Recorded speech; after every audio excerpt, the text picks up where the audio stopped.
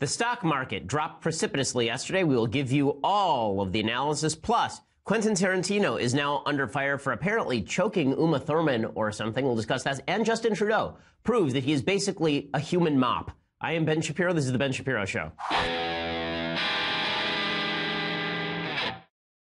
I have so many fantastic insults lined up for Justin Trudeau today, and I cannot wait to use them. I mean, I just have a whole pile of them just lined up before me. You can't actually see them. They're just off screen, but they are spectacular. We'll get to Justin Trudeau. The Me Too movement may be losing some of its luster. But first, we're going to say thank you to our sponsors over at Birch Gold. So if you look at the stock market today and yesterday and Friday, you might be thinking, now is a good time for me to be a little diversified. Now, I have most of my assets in the stock market, but I do have a significant portion of my assets in precious metals. The reason being that you never know when the government is going to inflate the currency. You don't know when the stock market is going to crash. You don't know. And that means that you ought to be hedging your bets at least a little bit. And that's where my friends at Birch Gold come in. Birch Gold Group has a long-standing track record of continued success with thousands of satisfied clients, countless five-star reviews, and A-plus rating with the Better Business Bureau. Contact Birch Gold Group right now. You receive a free information kit on physical precious metals. This comprehensive 16-page kit shows how gold and silver can protect your savings and how you can legally move your IRA or 401k out of stocks and bonds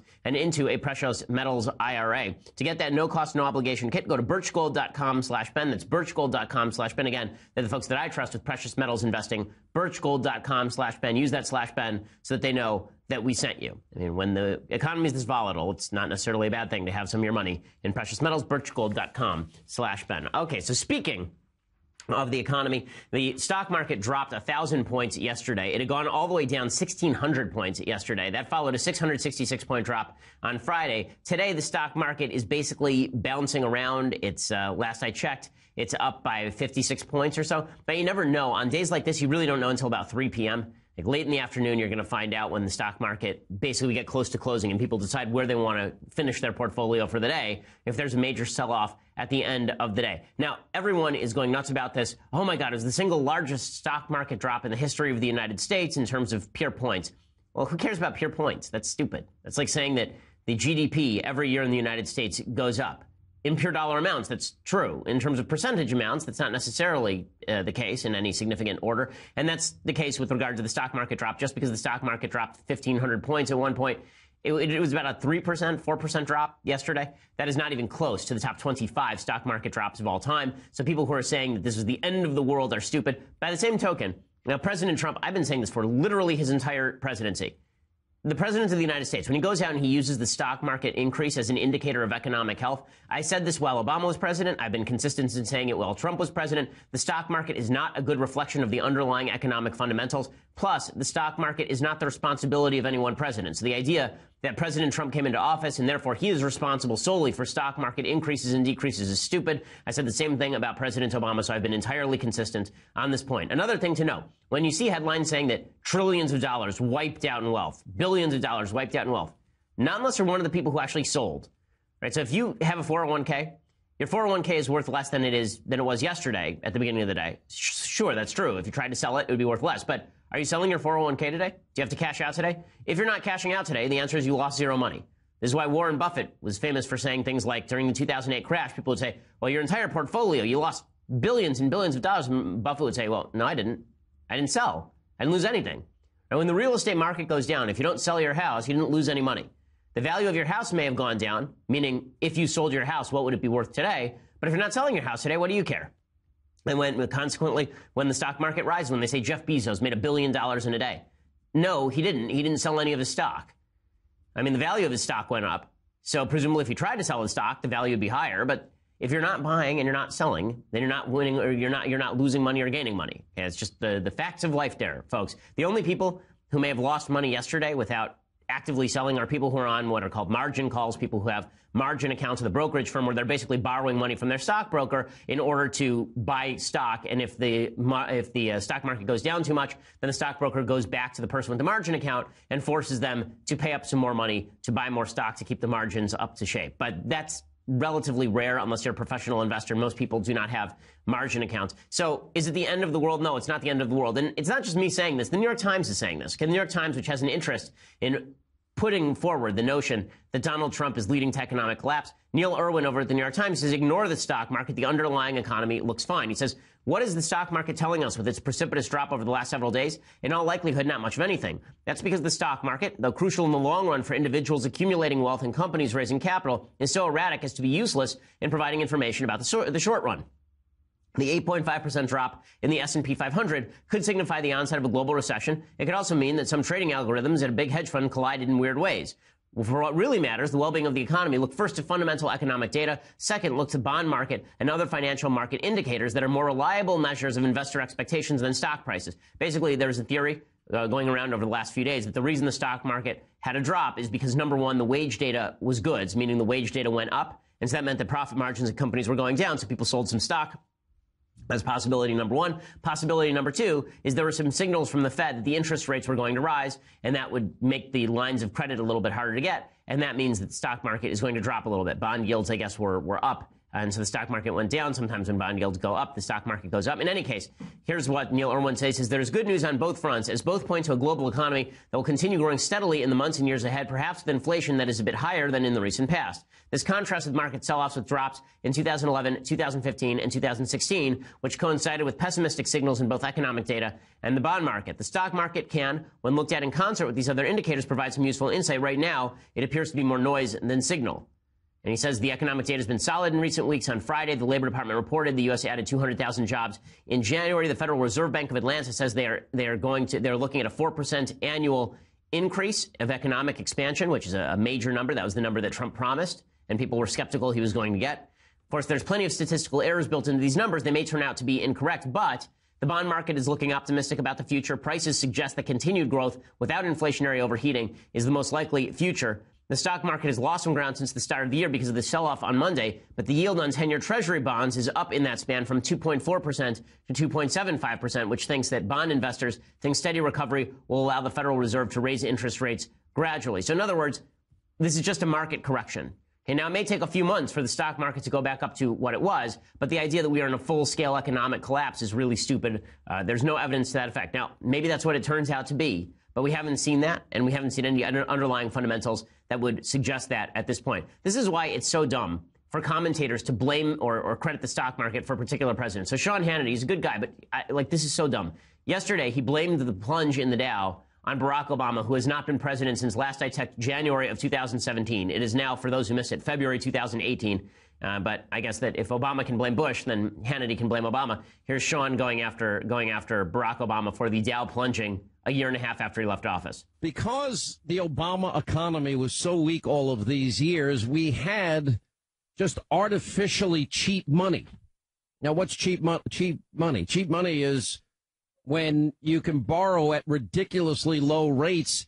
The era of cheap money at some point has to come to an end.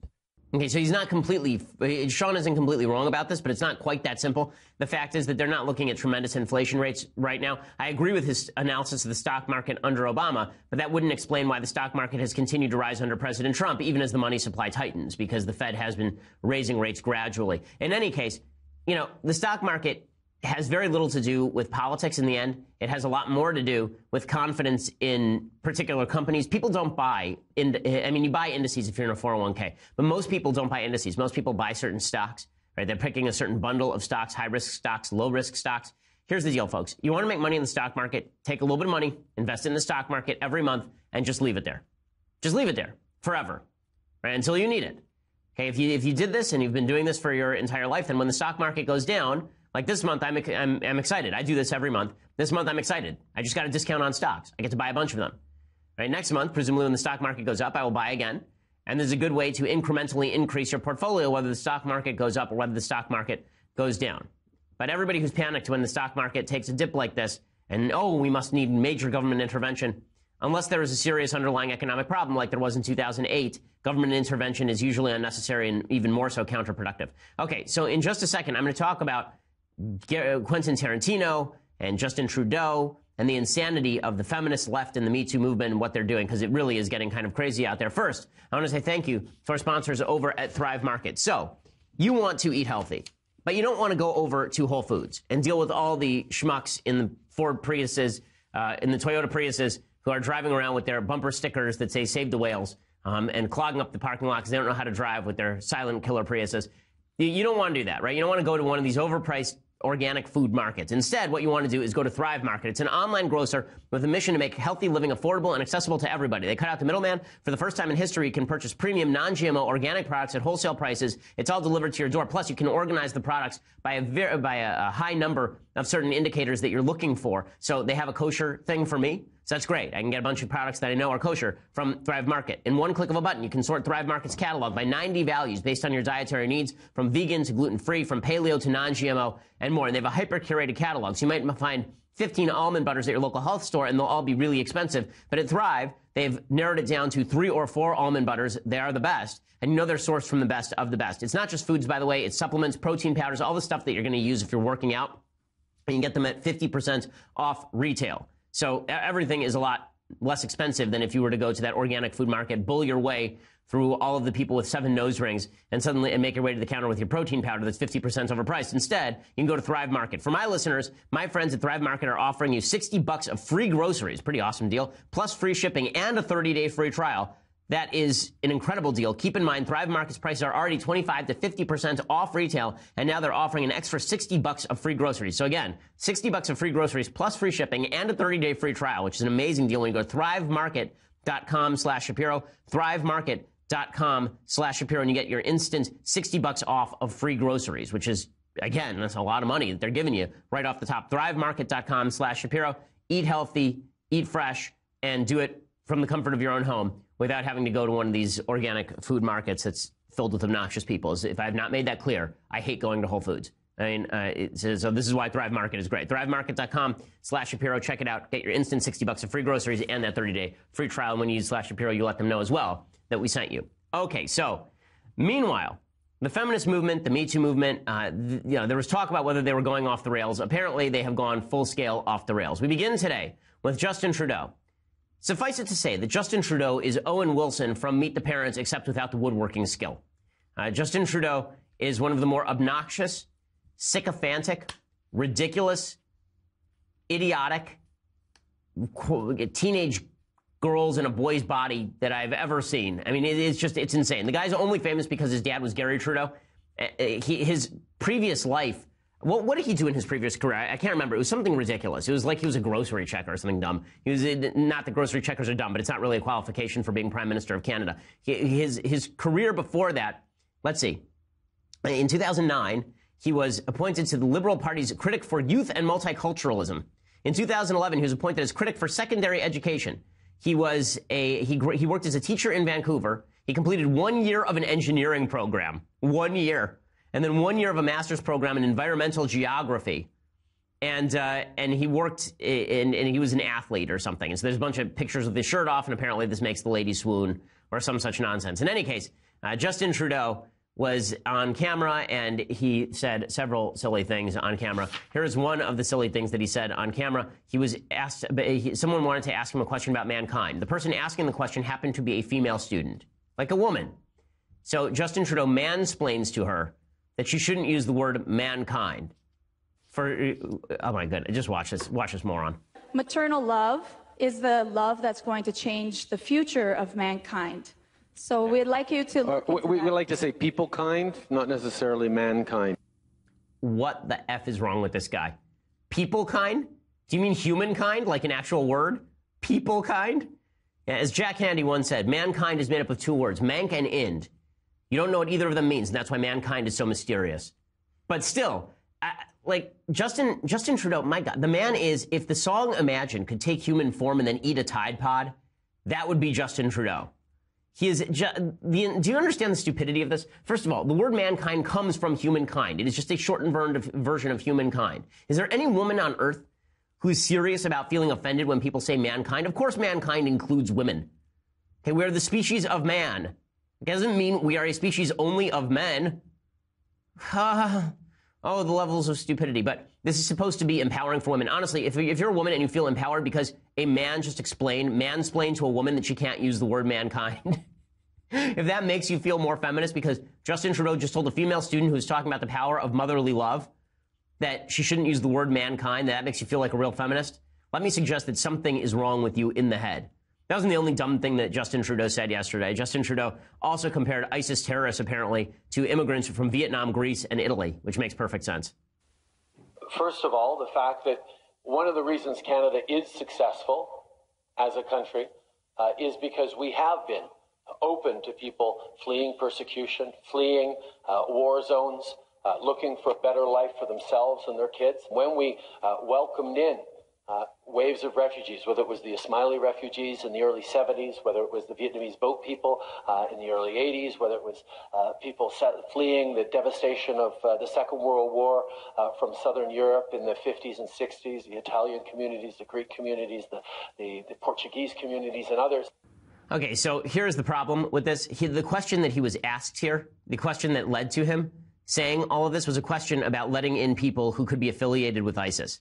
Right? So the guy asked him a question and it said, how are you going to protect future Canadians like my young daughter 10, 15, 20 years from now when you're letting in people with an ideology that just does not conform to what we're doing here? And then Trudeau immediately lumped in a bunch of people who may be sympathetic to terrorists with all the other refugees coming in from all the other countries. He doesn't say we're going to ideologically screen people, which would be the proper answer. Instead, he says this because Justin Trudeau must have been dropped on his head as a baby. But it's okay because he comes from a famous family.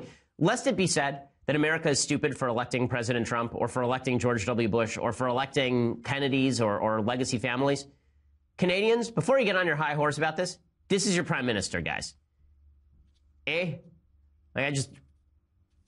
Good call. Okay, so if this is the new feminist movement, Justin Trudeau lecturing women about using the word mankind, that was not the end of the stupidity. The New York Times ran a piece yesterday that included a song. Okay, the person who did this song, and then they ran the entire lyric as an op-ed. And then the name of the woman is Emily Lynn. She voices Eric Trump, Ivanka Trump, Karen Pence, Nancy Pelosi, and Betsy DeVos on Stephen Colbert's Our Cartoon President. Of course she does. And she did a song about how hard it is to date. Okay, I just want to play some of this because if you want to date this woman, you are out of your mind. Maybe it's hard for her to date because she's a crazy person. Because here's her stupid song. Hey. Hey. Have you been reading the news? Yeesh, maybe let's order some booze. Well, I'd really like to hear about your views. This movement's gotten just a touch out of hand. Well, change only happens after taking a stand. Hey, would you ever want to come see my band? What did you say? That's not okay. I'm feeling triggered and you've ruined my day. Hey, ho, ho. Donald Trump's gotta go. Join the resistance, you tone-deaf Joe Schmo. Why wouldn't you want to date this? I don't understand. Why can't she get a date, guys? Like, all the guy said there was, I think maybe the movement's gotten a touch out of hand, and then she goes crazy and says she's been triggered and you need to join the resistance. And she says, have you been reading the news? She says, maybe I can order a drink. Because you're at a bar. Okay, what's wrong with these people? And then you wonder why you can't, my goodness. I love this. It continued along these lines, by the way, this crazy lady playing her ukulele, like Michael Knowles. And it continues. She says, this is one, she says, this guy's garbage. He's clearly a foe. Why? Because he said he wanted to order a drink. Maybe she'd want to come see his band. Yeah, that's sexual predation now. It continued along these lines, by the way. She says, you see, we're victims of systemic oppression. And the guy says, yeah, but thank God we're in a time of progression. And then she says, your deflection is a microaggression. And the guy says, I didn't mean it. Please don't be mad. And she said, oh, buddy, do you have more to add? And he said, hashtag not all men are that bad. And then she says, what did you say? That's not okay. I'm feeling triggered in every which way. Doesn't that plant look great? Go ahead, masturbate while I call Ronan Farrow to break up this date. Singing, ooh, men are toxic. Ooh, why on earth am I straight? Why on earth are you not in an insane asylum? I mean, my goodness. The guy legitimately says, in your little made-up mind, right? This conversation never happened. This is in your little made-up mind, right? That we're in a time of progress for women. True. But that's a microaggression. Then he says he didn't mean it. He backs off. And then he says that not all men are bad. And then she says that that's a microaggression. He's just like Harvey Weinstein. And then there's another one where she says, so I assume you've roofied my beer. And the guy says, man, that joke is way too severe. And she said, well, we've had a terrible year. And he says, I swear I sympathize with your plight. And she said, how? You're a straight cisgendered man who is white. And the man says, wow, can I say anything right? And she says, what did you say? That's not okay. My cat person doesn't exist anyway. Unless it's my cat, that's it. I'll marry my cat. He wouldn't hurt me because he's not like that. And then the cat says, I can't consent. She says, fair enough. Okay, maybe the problem here is that, oh, my goodness. Okay, so there are no more words. There are no more words. This was on the op-ed page of the New York Times. So maybe she's joking, but it's not clear that she's completely joking about herself. It seems like she's just treating men like men are all crazy. So that's just awesome. It was called The Dating Blues, #MeToo. That's what the actual name of the piece was. So well done, New York Times. Okay, that wasn't the end of stupidity. So you want to talk about where Me Too should be useful? So Quentin Tarantino was caught on audio years ago saying to Howard Stern that he thought Roman Polanski had not raped a 13-year-old girl. It is impossible for a 13-year-old girl to consent. The girl was roofied and she was drugged, and then she was given alcohol, and then she was anally raped, apparently, by Roman Polanski back when she was 13 years old, back in the 1970s. Now, to be fair, Whoopi Goldberg said the same thing you're about to hear Quentin Tarantino say, and she has a spot on The View. But she's a lady, so I guess she's allowed to say that. Here's Quentin Tarantino saying something truly awful. But that's not why he's in trouble today. Guilty of having sex with a minor. All right. That she didn't want to have. No, that was not the case at all. She wanted to have it. Well, and dated the guy, and she was 13. And found out. Well, and by the way, we're talking about America's morals. We're not talking about the morals in Europe and everything. All right. Wait a second. Morals in You have Europe, morals sex in China. with a 13-year-old girl, and you're a grown man. You know that that's wrong because no, she I'm has Giving her booze and pills. I'm not. Look, she was down with it. Oh, you're crazy. And she's talked about it. She's talked about it. Oh, now she's an adult. So crazy. Okay, so this is not what he's in trouble for, right? If he'd been in trouble for this, that would have made sense like years ago when he actually said it. But that's not actually why Quentin Tarantino is in trouble. Quentin Tarantino is in trouble because there is an article from Maureen Dowd in which Uma Thurman accuses Quentin Tarantino of making her drive a car. Yes, really, in America, we're so sexist we force women to drive cars, as opposed to Saudi Arabia where where men don't let women drive cars. So I want to tell you the whole story because I am not a Quentin Tarantino fan. I'm not a Quentin Tarantino defender. I mean, you can hear from that clip. I think Quentin Tarantino is kind of trash. And when I say kind of trash, I mean I think that he's actually trash. But the extension of the Me Too movement out to things that the Me Too movement was not meant to cover grows apace and is pretty nuts. And I'm going to talk about that in just a second. First, I want to say thank you to our sponsors over at, oh yes, Man Crates. So I'm always very excited to talk about Man Crates because mancrates.com, they get you the best gifts. It's the only place to find awesome gifts that guys love. So Valentine's Day is coming up. Ladies, I've talked a lot about what men should get for you, right? That's why we talk about 1-800-Flowers. But here's what you can get for your man. You can get him a Man Crate because mancrates.com makes the perfect gift. We're talking about classics like the NFL Barware Crate, the Whiskey Appreciation Crate, the Jerky Heart, or the Salami Bouquet, right? Man brings you flowers. Ladies, you can get your man a salami bouquet in return, and he'll appreciate it a lot more than flowers. They have all of these curated gifts, and they come in the crate with a crowbar, with an engraved crowbar, and you actually take the crowbar and you pry open the crate, or it comes in an ammo box. That's how I got my poker chips. They also have some pretty new gifts that are pretty awesome. I just got a guitar with my name engraved on it from mancrates.com. Now, do I play guitar? Absolutely not. Of course I don't play guitar. But I'm going to carry it around and look really brooding, and then my wife is going to be totally into it. That is the plan. That's why men love Man Crates, because the gifts are just incredible. They have thousands of 5-star reviews. Every gift comes with a complete satisfaction guarantee. Go to mancrates.com/Ben. You get 5% off. That discount is only available here, so get 5% off right now at mancrates.com/Ben. That is mancrates.com/Ben. It is spectacular. Again, you pry open that wooden crate with the included crowbar. All the gifts are just great. I've had a couple of them, and they're always fun. And I promise you, your guy's going to enjoy it. So mancrates.com/Ben. Pretty fantastic. Okay, so back to Quentin Tarantino. So Quentin Tarantino is not under fire for having made the grave mistake of defending Roman Polanski raping a 13-year-old girl like 10 years ago. Right? If you were under fire for that, then Whoopi Goldberg would also have to lose her job because she would not be part of the Me Too movement. Instead, he's under fire because there was a New York Times article about Uma Thurman and her assault at the hands of Harvey Weinstein. Right? And this article was not just about Uma Thurman. It was also about Quentin Tarantino. So in the article, Tarantino is accused of a disturbing car crash. So basically, in the making of Kill Bill, there's a scene where Uma Thurman is driving. And apparently Uma Thurman is a bad driver. And he wanted her to drive the car. And she did not want to drive the car. And they'd set up the whole shoot to drive the car. And finally he said to her, listen, it's an easy drive. You can drive the car. And naturally she swerved and crashed into a tree. And she was hurt and she had to go to the hospital. And Tarantino talks about it. He says, listen, it was not a hard drive. I didn't bully her into it. She's a fully capable woman of saying no. I was annoyed, but it wasn't like I was forcing her to do it. I had driven it myself. It was a mistake, right? And then he released the tape, and the tape was included in the New York Times piece. Okay, so he's getting ripped up for that, for saying to his actress, maybe you should drive this car, when that was part of the script, when that's not exactly a stunt driving a car, like 30 miles an hour. It's so funny. They say, like, oh, he made her drive 30 to 40 miles an hour. Okay, 30 to 40 miles an hour is like what you're driving in a school zone, basically. I guess you're not supposed to drive that fast in a school zone. It's how fast you're not supposed to drive in a school zone. But for commercial districts, that is the speed limit. So we're not talking about gunning it to 80 miles an hour and him making Uma Thurman do it. And then Uma Thurman complained because in one scene apparently, Quentin Tarantino personally choked her while the camera was on, and another he spit on her while the camera was on. And so he explains why all of that happened. And what he says is, listen, this was part of the movie.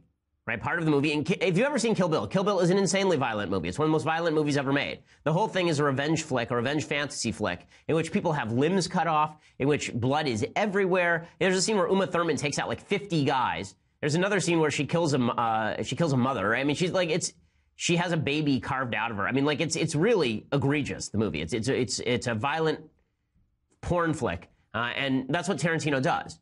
Tarantino is a director I've always disliked. I've always thought that Quentin Tarantino is basically a snuff film director who makes a few scenes that are really great. Like the opening scene in Inglourious Basterds is fantastic, but he can't sustain anything longer than 12 minutes of interest. But here is what he says about the spitting and the choking.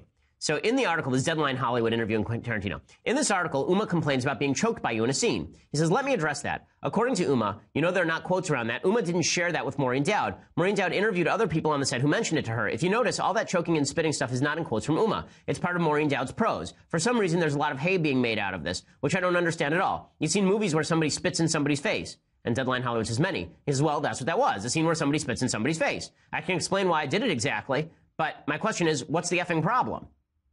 And he's sort of right. It's in the script that she is spit on, right? And then he explains why he personally spit on her, right?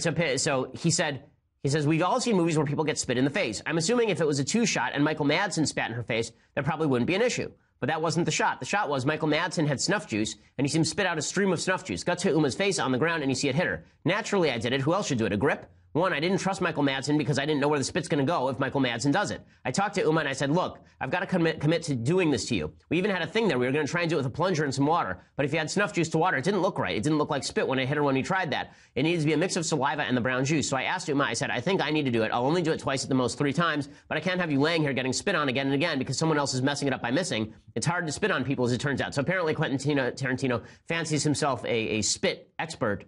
Right? He's especially good at expectorating twi. The Gaston from Beauty and the Beast. But in any case, he says that he didn't trust Michael Madsen with this kind of intricate work of spitting in Uma Thurman's face. So he did it himself. And he says, I'm not going to have a grip do it because the grip's going to be intimidated, so he'll screw it up. So they did 3 takes. And Uma said, if you really need a 4th one, go ahead and do a 4th one.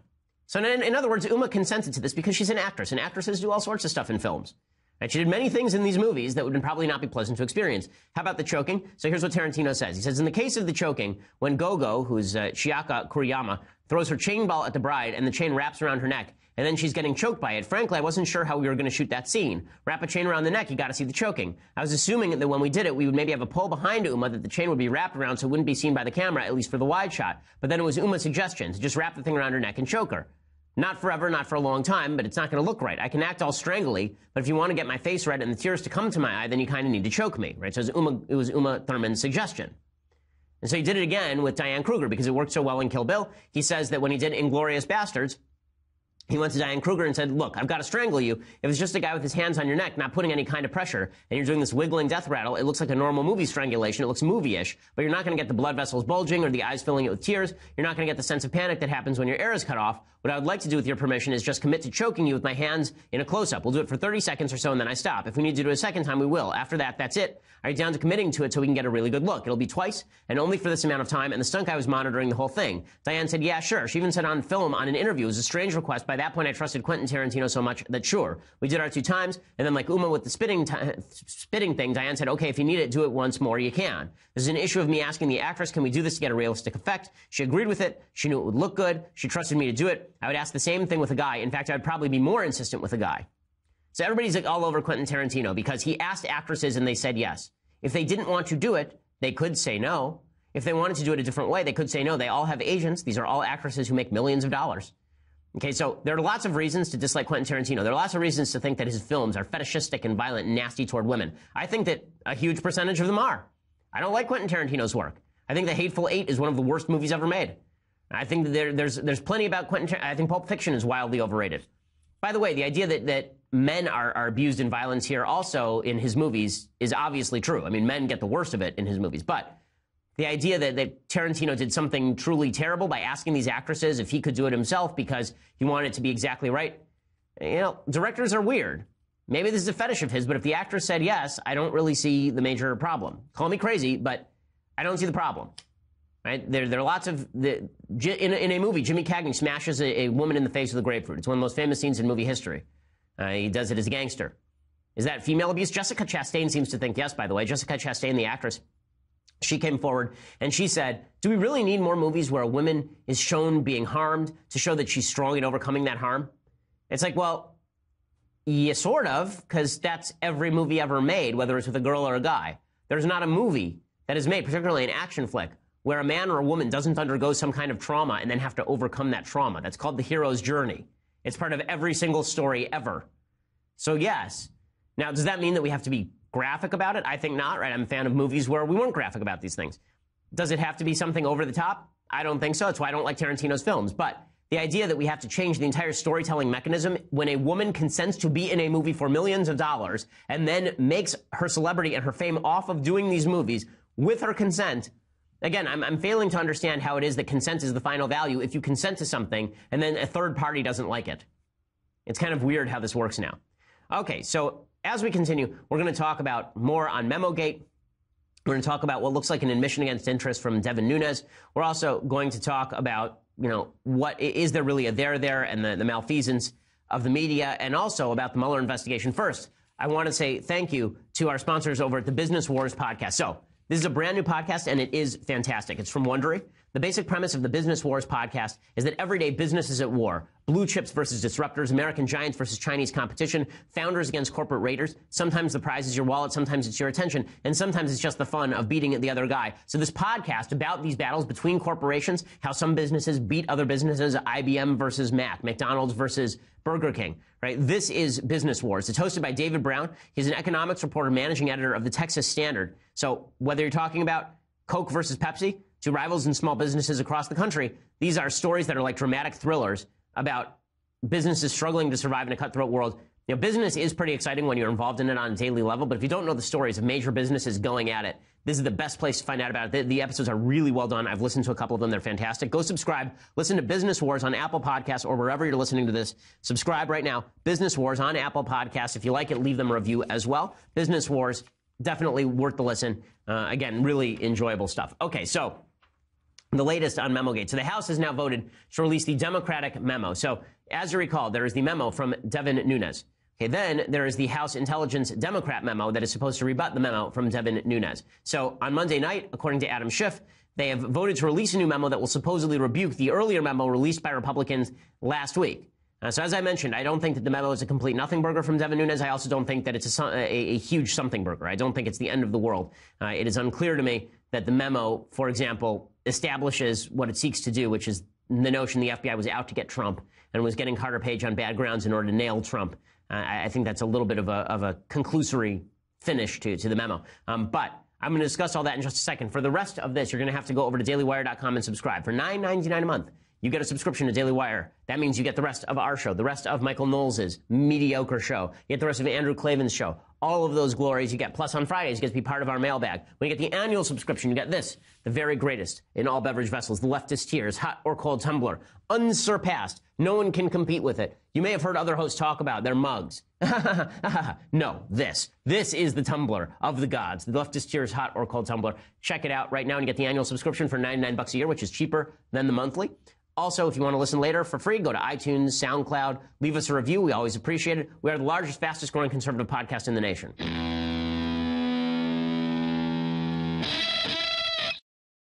So the centerpiece of the Devin Nunes memo was essentially the argument that the FISA judge who granted a warrant on Carter Page was not informed that the centerpiece of the application, the Steele dossier, was funded by the Democrats. That is not super clear, right? It's not clear. So that's in the memo that makes that accusation, but we haven't seen the underlying application, so we don't know. Nunes seems to acknowledge that a footnote to the FBI application suggested that the Steele dossier was in fact a political document. Here is Nunes sort of admitting that. They've continued to leak out bits and pieces of information to create narratives that, quite frankly, have one thing in common: they're always false. So a footnote saying that something might be political is a far cry from letting the American people know that the Democrats in the Hillary campaign paid for dirt that the FBI then used to get a warrant on an American citizen to spy on another campaign. And it's a very dangerous precedent that was set.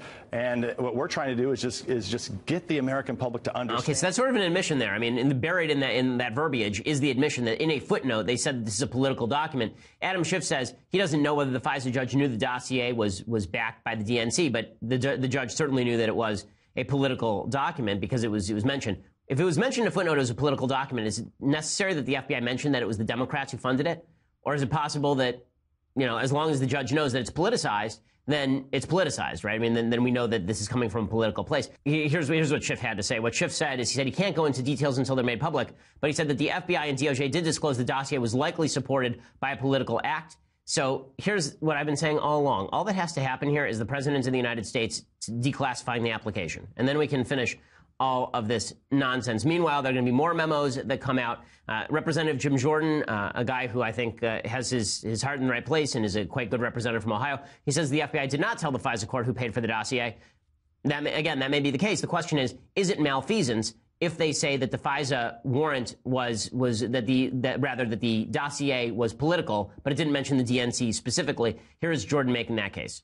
Look, more important to me is, did top people at the FBI engage in behavior they're not supposed to engage in the United States of America? Namely, did they take a disproven, salacious document and make that the basis to get a warrant, a secret warrant at a secret court on a fellow American citizen? And it sure looks like they did. And when they did, it looks like they didn't tell the court pertinent and important information, like who paid for it, like the fact that they discontinued their relationship with Christopher Steele, the author of that document. So to me, that's more important, or most important, when you think about fundamental liberties we're supposed to enjoy in the United States of America. So I agree that all of this is really troublesome, and I think that the FBI ought to be looked at, and the oversight power obviously belongs to Congress. With that said, how about releasing more information so that we actually know what's true and what's false? Because at this point, we just don't know. Now, one of the reasons that people are skeptical of the FBI is because the media has come to their defense. The media now has almost a counter effect when it defends somebody. When the media defends somebody, the American people tend to go, well, not sure I actually buy it. That's particularly true when Democrats continue to maintain that the media is unbiased in their coverage of these issues, which it certainly is not. Jay Rosen is a professor at NYU, and he's appearing with Brian Stelter on CNN, and he suggests that the media is unbiased. Don't worry. We have a very politically motivated media, Fox, Breitbart, InfoWars, et cetera, that are pushing a dishonest narrative, frankly, that is politically motivated. And on the other side, we're trying to be like, well, we're not on any side. Here are the details. And I think people's eyes glaze over. And I'm not saying that we should go in a political direction, far from it. But I think that's part of the problem, is that one side is very politically motivated, and the other side, you and myself included, are trying to stick to the facts, and the facts get more and more complicated as, with every day. Okay, so the idea, by the way, that the media is only biased on the right side is just insane. Obviously, that is not true in the slightest. I mean, you don't believe that, then Chris Matthews here's what he had to say yesterday on Nancy Pelosi. You want to see full-on insanity? It's Chris Matthews suggesting that any attack on Nancy Pelosi is racist. You understand? I got up in the morning, brushed my other show, come on in here, look at all rumpled, look like garbage, and I just get on here and I say crap about how the whitest woman on earth, if you attack her, it's racist. Let me explain. Yeah, I will reserve judgment. Picking out somebody from one of the coasts, usually ethnic, and making them the poster person of the Democratic Party is old business for the Republicans. They did it with way back to some guy from the Bronx back in the 40s. They did it with Bella Abzug from the west side of New York City. They did it after Tip O'Neill. They did it after Teddy. Now they're doing it after Teddy Kane. Now they do it after Nancy Pelosi. They love to get an ethnic sort of. They hate the Irish. The Irish and the Italians, they hate those people. The ethnic sort of person. I love that now Teddy Kennedy, Tip O'Neill, and Nancy Pelosi are the ethnic people in the United States, according to Chris Matthews. Yeah, I wonder why we can't trust the media. I just can't believe why we can't trust the media. Just astonishing.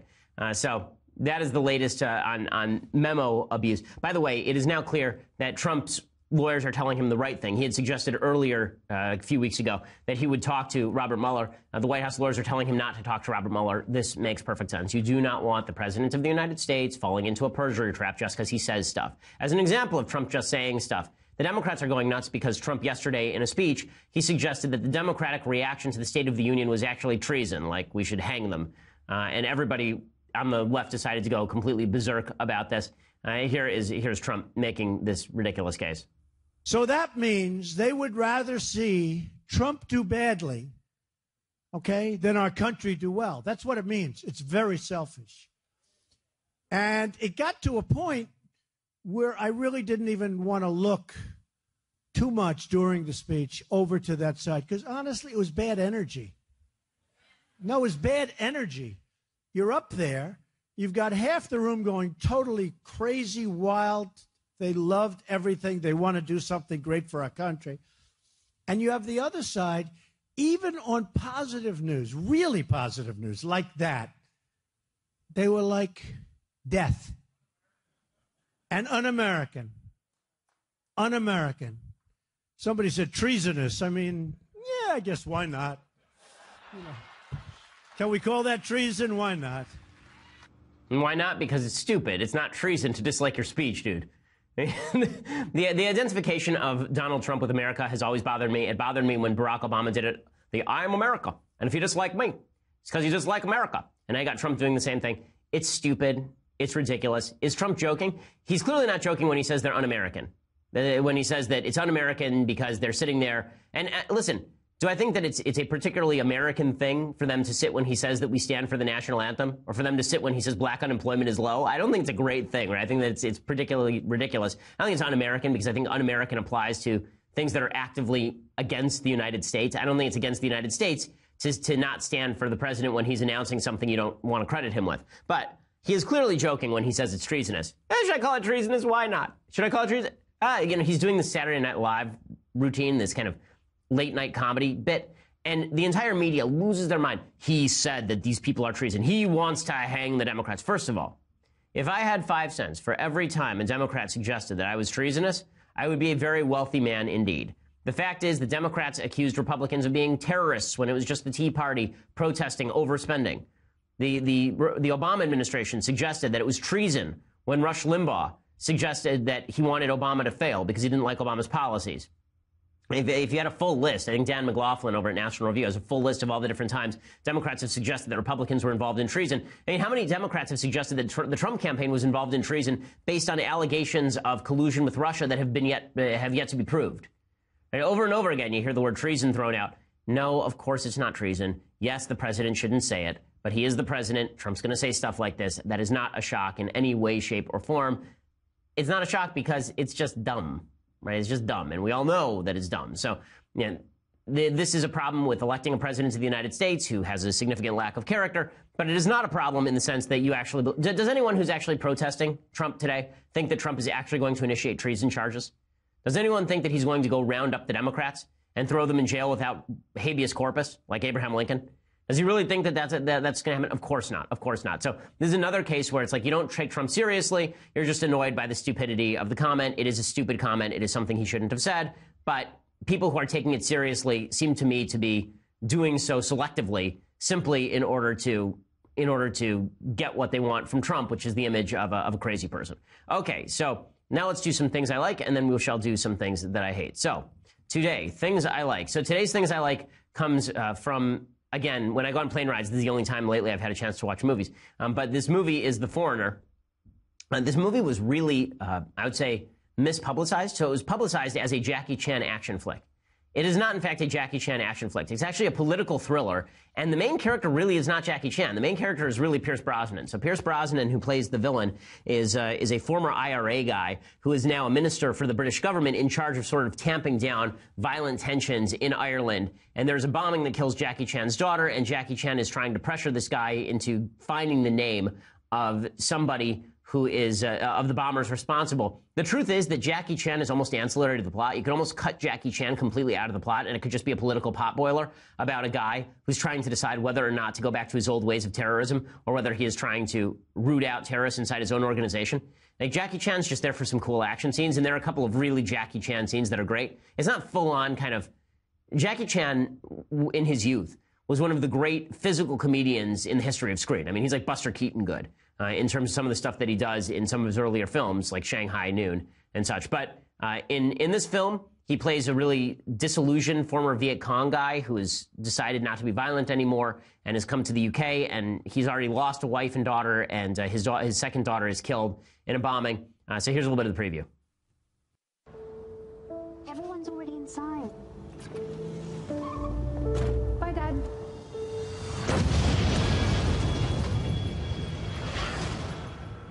An explosion rocked the city today. £20,000 for the names of the bombers. That's not how we do things here. Hello? Mr. Hennessy, he's here again. That's 5 days in a row now. What does he want? His daughter was killed in the bombing. Mr. Hennessy, please find out the names of the bombers. I work for the government, not terrorists. You used to work for them. I don't know who the bombers are. I don't believe you.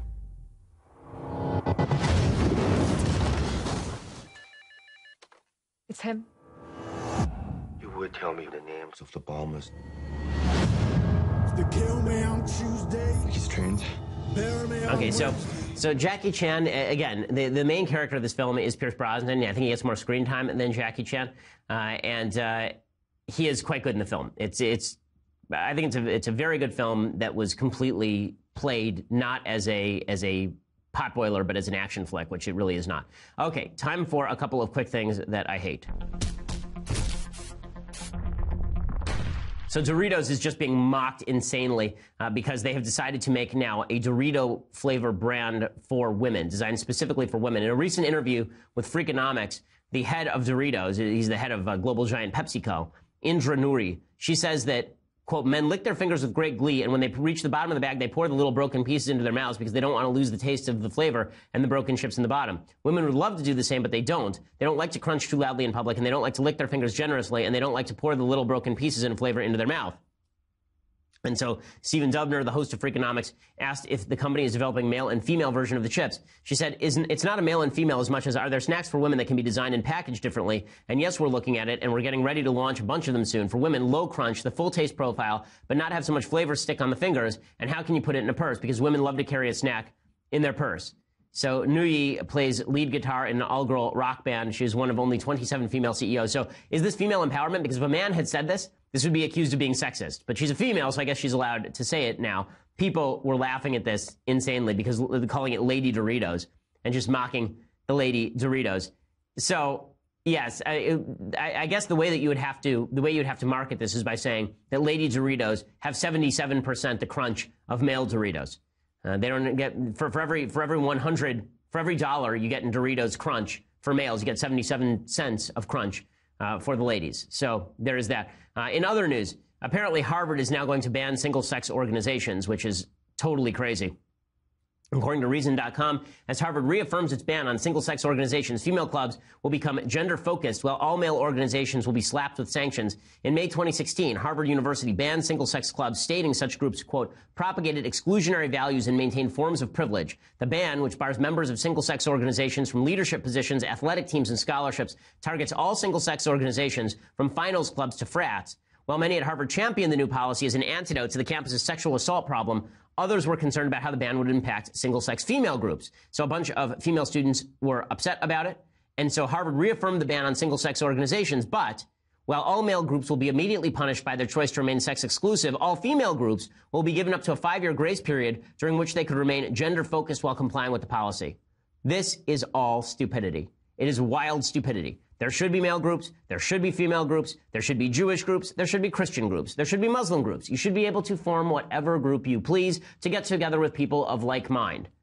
Okay, there's a reason that sometimes guys want to just have a guys' poker night. That's okay. Men are different than women. And there's a reason why women want to have just women shopping trips or women poker nights. Okay, women can do stuff too on their own. The idea that men and women have to be allowed into each other's clubs, this violates freedom of association, and it's really irritating. One of the great aspects of freedom is I don't have to hang out with people I don't want to hang out with. It's one of the things I enjoy most about living in a free country.